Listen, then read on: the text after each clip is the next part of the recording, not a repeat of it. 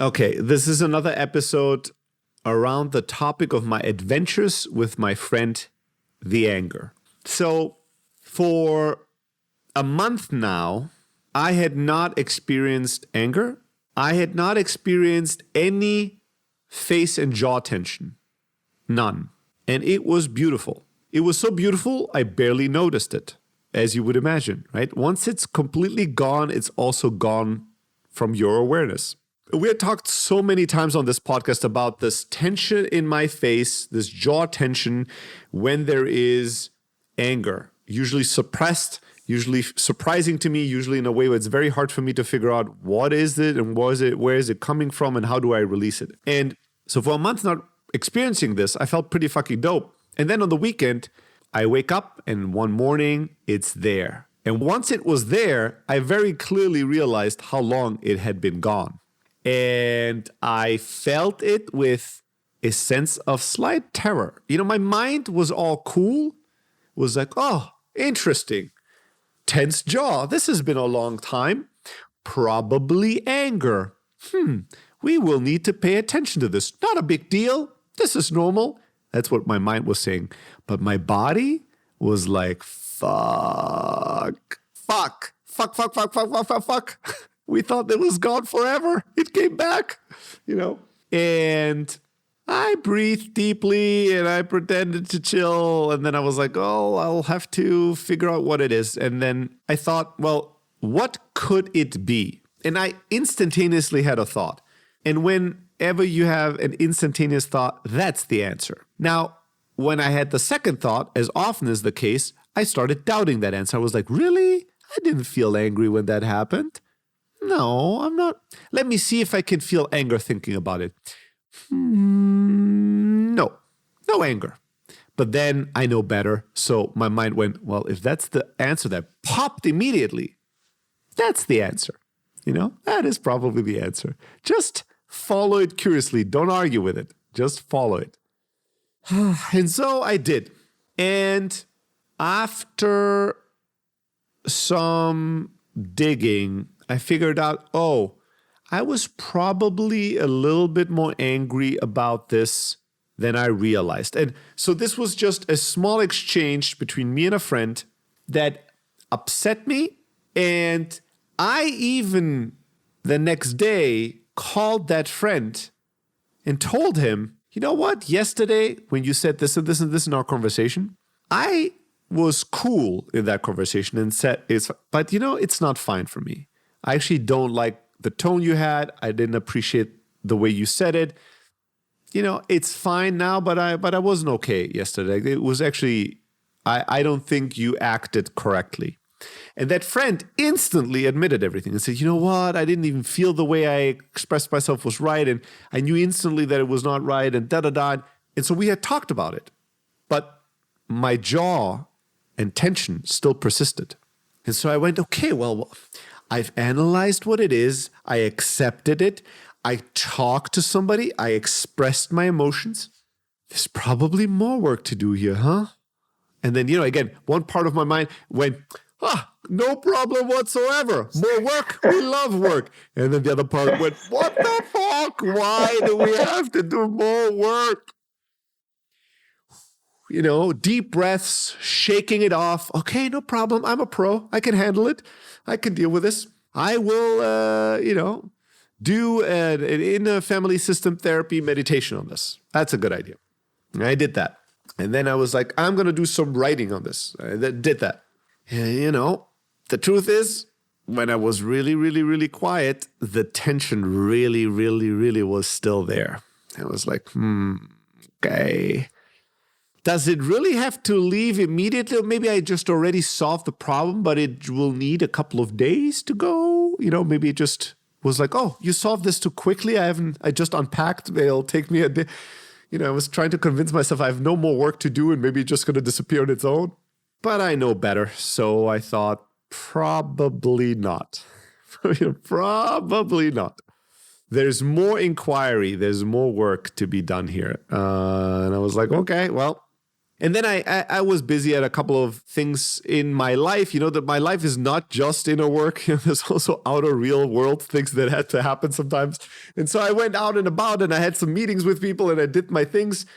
And then at night I was kind of tired and I went to bed. And as I was reading, I felt a lot of tension. And I thought, oh God, how did I survive this? How did I exist with this sensation? This sensation is crushing me. It's crumbling my very soul. And I had this every day. How could I even think straight with this? Like I had a real moment of tremendous compassion and I don't know, like just feeling the pain and the burden I carried with having this every day of my life. And also really sensing how incredible humans are, that we are so capable of suffering, so incredibly good and capable of suffering. And I was like, wow, I barely can handle this right now. Like I can just barely handle it. And I know it was on the total scale of this experience of tensed jaw, it was at a 5 of what I had experienced. And I could barely handle it. It was torture. I was like, how could I exist this way? Anyways, I was too tired and too lazy at that point. Yeah. And so I was like, the work's gotta have to be done tomorrow because right now I can't handle this. So I went to sleep and I woke up still feeling tremendous tension in my jaw. Hope always dies last. So, when I woke up, that was the moment that died, the magical dust fairy thinking of maybe I'll wake up and it'll just the problem solved itself. And so I thought, all right, let's be very pragmatic. I don't know how to solve this. I don't know really what it is. I felt like I worked through this really beautifully and still persists. So I'll just make a list of everything I can think of and I'll just work through that list and then let's see what happens. So I was like, all right, I will do some Gestalt therapy. I'll imagine the person on a chair and scream at them and say the most vile things I can imagine, things that are terrible and inhumane. See how that feels. I will imagine myself on the chair and tell myself how fucking clueless I am and I'm terrible and stupid and this, that, and the other. I will write it out. I will dance it out. I'm like Zorba, the Greek. When emotion was too much, he was just dancing. Maybe I just need to dance to an angry song and see what happens. I will meditate. I will do an IFS meditation. I will do a silent meditation on this. I will go on a walk in nature and go on a walk with my tense jaw. And my goal will be to feel... You're throwing the whole kitchen sink at this. Everything at this, everything. I'm going to punch some pillows. I'm going to do it all. I made a whole list. I'm going to do this whole list. And then we'll see what happens, right? And my goal is not to make the tension go away. My goal is there's more for me to learn here. I still don't fully understand what is still there. There's something there that isn't heard. I need to find a way to hear it. But when I just sit and wait, it's not coming to me. So I have to do something else. Now, having said that, I just recently was listening to a podcast that was about forgiveness, but it really became all about anger. And in that podcast, that sage, wise person was basically saying, listen, you cannot really forgive other people. You can only really truly, forgiveness only truly really exists within ourselves. Like we have to forgive ourselves. Because the truth is that we think other people trigger anger in us, for instance, by doing bad things or saying bad things. But what they really do is they uncover the anger. Like it's in us already. If there's no anger in us, nobody can give it to us or trigger us with anger. It was already there. Other people can bring it to the forefront through their actions, but it has to be there. And he was saying that this all matched my thinking one-on-one on a lot of these topics, as well as especially my thinking as it developed over the past years. But then he said that where there's guilt, there can't be forgiveness. And guilt is our biggest sin, like carrying guilt. We as human beings have a tendency to carry too much past within us and with us.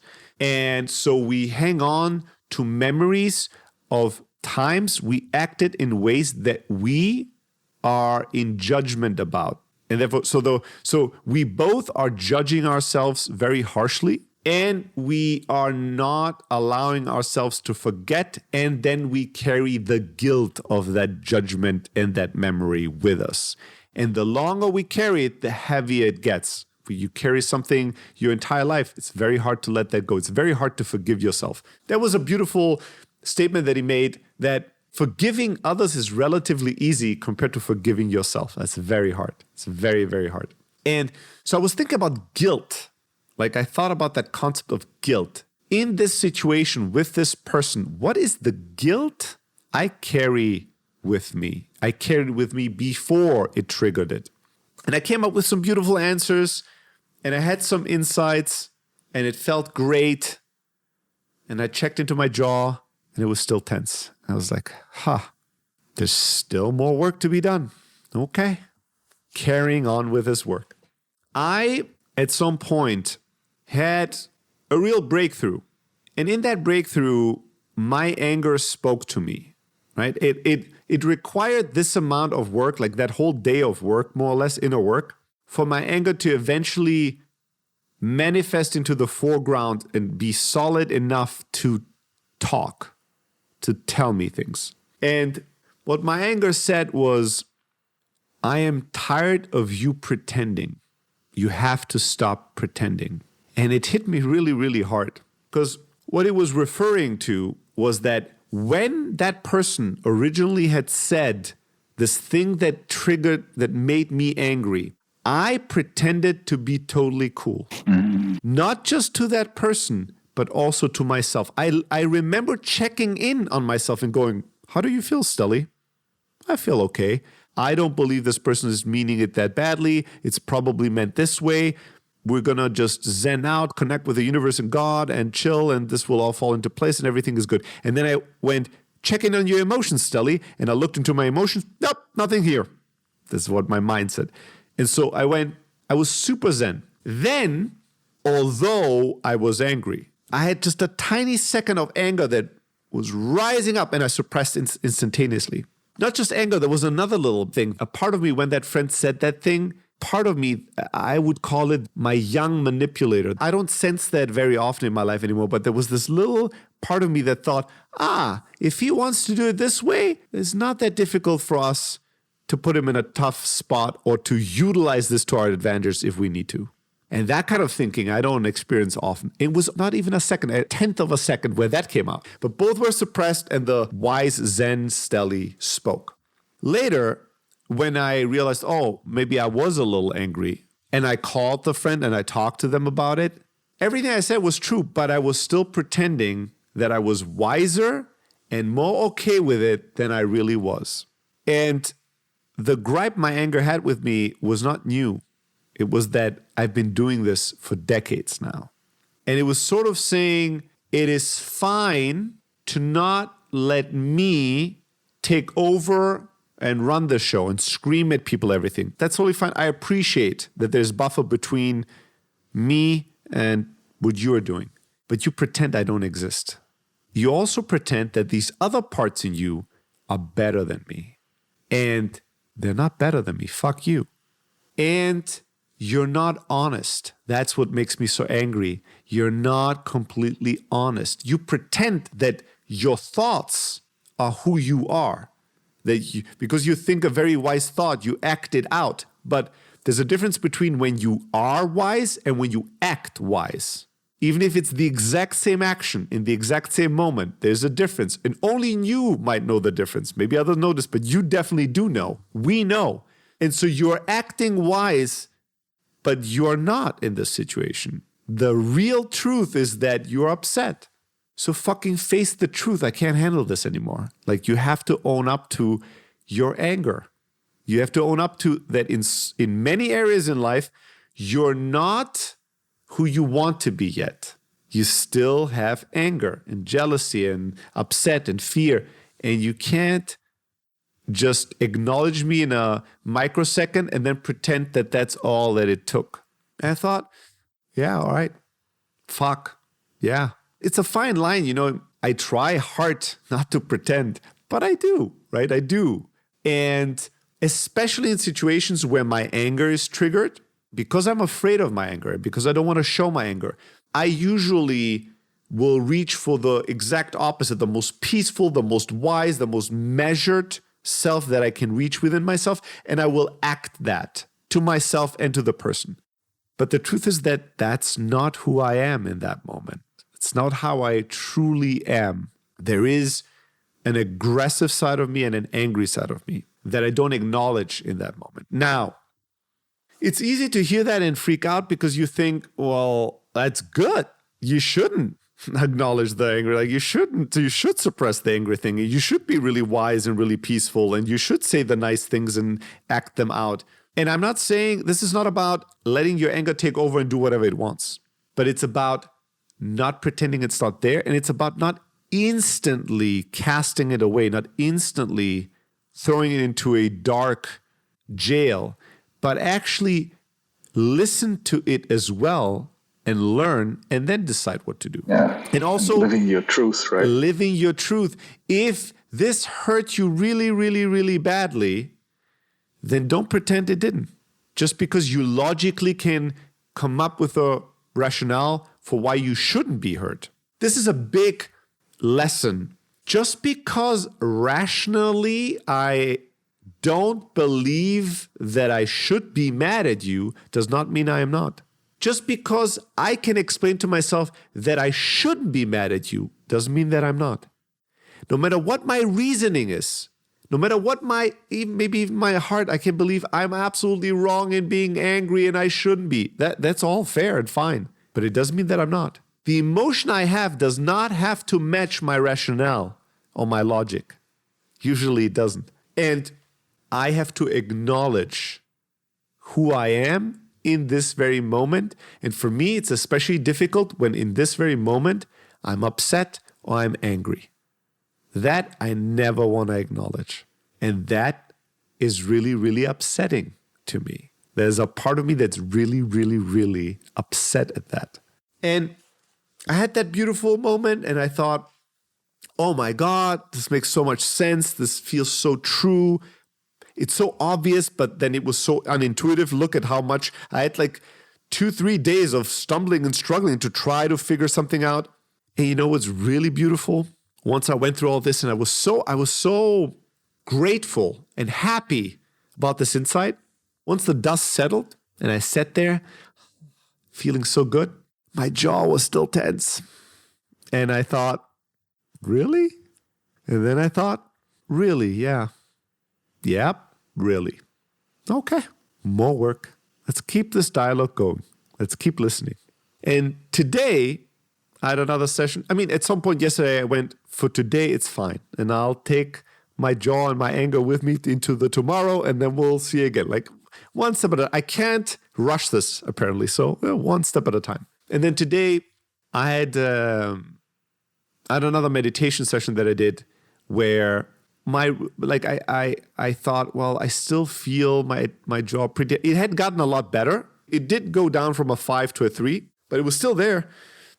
And I thought, there's more for me to learn. I'm ready. I'm just gonna take half an hour and sit here and just listen and feel. I will just feel the jaw and be open to listen to whatever my anger has to tell me. And the emotion that came up was, you never ever listen.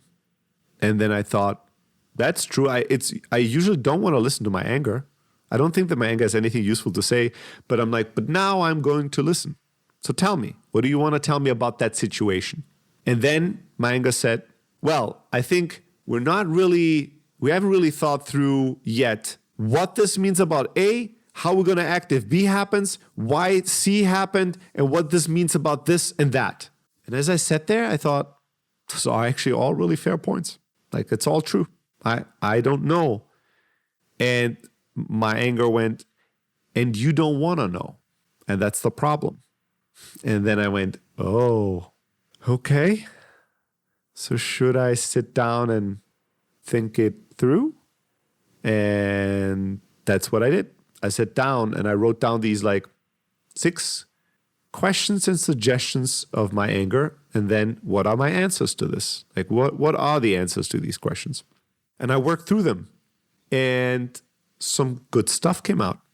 And I didn't feel as, angels are singing. And I'm like, oh my God, as in the prior day. It felt more gentle. But then 20 minutes later, I close my eyes, I sit there, and I go, oh, it's gone. It's at a zero. I went, oh God, that feels nice. But also, fucking thank you. The reason I feel this, the reason I have this super strong physical sensation in my jaw when I've suppressed anger is because if I didn't, I would never have noticed and would never visit and never do this work.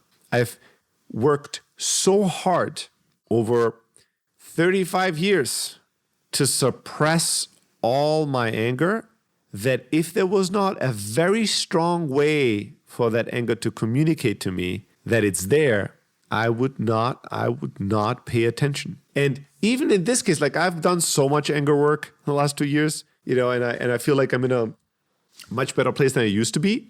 And even then, look, this took me 3-4 days to get to it. Right? It took real work and patience to get to it. The outcome is really worth it, but it's humbling because my mind thinks I should be ahead of where I really am with this.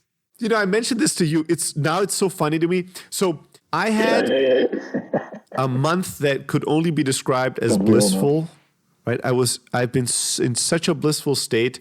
I felt so light, so peaceful, so beautiful that I had booked another retreat. And I remember looking at the workshops that we're offering in the week that I wanted to go there. And one of them was a workshop about anger. And I remember thinking, it's not a topic anymore. I don't have this problem anymore. I already worked through it. And then something whispered in my ear, and it was not my mind, and said, what harm could it do to do it anyways? What's the harm? And then I thought, okay.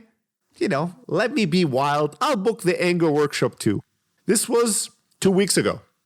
And then as I was going through this recent anger episode, I was like, oh my God, thank God I booked that anger workshop. There's still a lot more to learn. There's so much more to learn. And I talked to a young friend of mine on the phone today, and he was describing how he's usually always very happy-dappy. His life is always perfect. He's a sunny boy, and he does live a pretty outstanding fucking life. And he's telling me about this thing and that thing and everything is good. But something in his voice is not okay. There's something in his voice that's not okay, although everything he tells me is okay. And I ask him, I interrupt him at some point and I go, dude, how are you feeling like right now? Like, how are you? Everything is good, but how are you? And he said, I have been a little stressed because all his stress was basically described more or less as there are these people in my life that are important to me that for a variety of reasons are causing stress and tension for me. But I have no problem with this because I know they're good people and it's because of the circumstances they're in, and I will remove myself so I will feel better again. And it was a lot of, I'm hanging out a lot with my friend Ramin. He's very, he's not good at communicating. And I get irritated by that sometimes. But next week I'm on vacation and then he's on vacation. So we're going to have some space away from each other. And then I feel like things will settle down. A lot of that sort of thing with family, with friends, with intimate partners. And all I could hear was, I have tremendous anger in me. And these people that are closest in my life are bringing it out. And I don't want to face it. So I'm going to see them less. I'm going to remove myself from all of them. And then that anger will quiet down in its hiding place, and I will be blissfully unaware of it and feel okay with that. But it's not, I am so completely peaceful to my core, and I go to somebody that's not peaceful, and all of a sudden they without me noticing, they shoved unpeacefulness into my soul. God damn it. No. It's never that. It's never, ever that.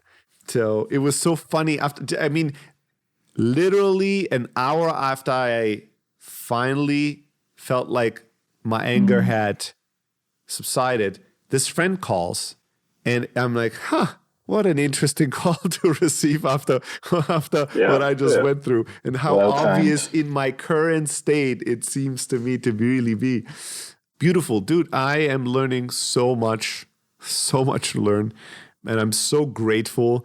But always, it's always at the end. While I'm going through it, I know I'm going to be happy and glad at the end, but in the very moment, I'm like, this is so hard. Why is this so hard? I wish it was not that hard. And then when I'm done, I'm like, if it wasn't that hard, it wouldn't be that good. I love that it's that hard, but it's once I gone through it, once I'm at the finish line, I Always in love the hindsight. marathon, the pain Yeah. of the marathon, Yeah. but yeah, Okay. stop pretending. Really, I think it is for me, be more aware of when you want to be someone that you're not quite yet. When you pretend that you're at a point where you're not quite yet. Doesn't mean that you're not there at all. Doesn't mean that you can think a way to get there. But the reality is, in this very moment, you're not there. So stop pretending.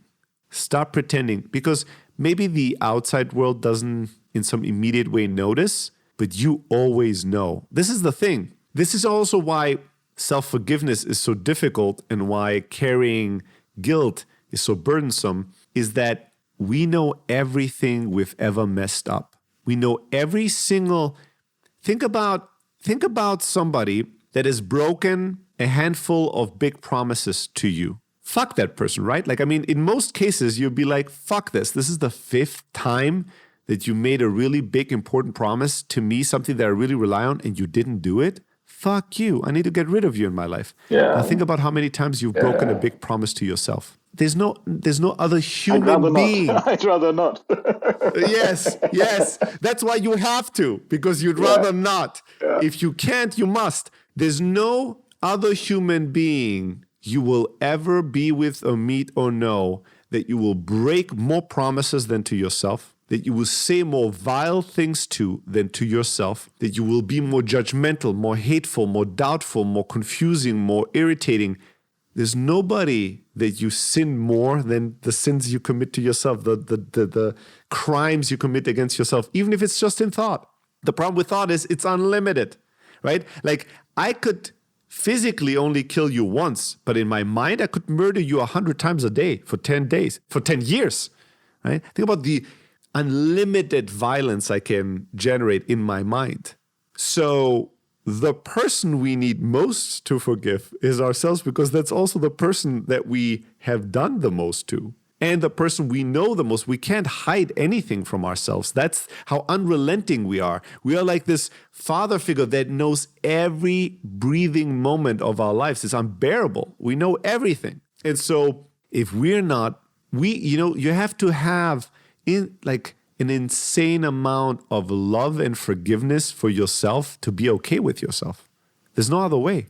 If you're not on some Jesus level love status to yourself, you're going to be carrying too much baggage to be light in life and good to others. You just are. So that's the work. It's self-forgiveness. Otherwise, you carry all this guilt, and all this guilt generates all this anger, because you're not just the guilty party, you're also the party that was hurt and harbors anger and resentment towards yourself. You carry that all your life with you. It's going to be very hard to be a very nice and forgiving person to everybody else. Most people that pretend to be peaceful are very, very, very angry. Most people that are very quiet, you know this very well, right? That's why they say, what do they say? Quiet in German, they say stille Wasser sind tief, like still waters are deep. It's not translating as nicely in English, but yeah, most people that are very quiet, most people that seem very like almost always, no, this is the way to do it. Why don't we just like each other? That's such suppressed anger. There's so much anger there. I'm excited for this fucking anger workshop. There's apparently a lot more to learn, obviously. I have a lot more work to do on this.